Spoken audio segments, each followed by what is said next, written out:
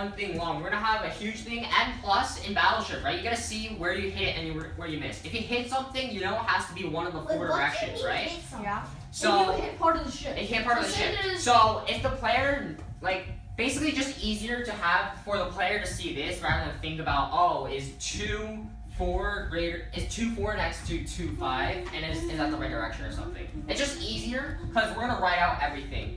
We're gonna write every single turn. We're gonna write out this whole entire game board to let the player know what he hit and what he missed. All right. So, but what you still have to do like a bunch of different game boards, just so like when a player does press one thing, it goes to that specific spot on the game board and it tells you whether you missed or hit. Okay, we're gonna reuse this game board. We can change every single value in here, but it's always gonna be the same game board, right? Yeah.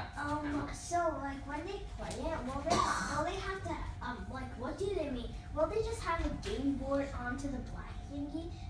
Like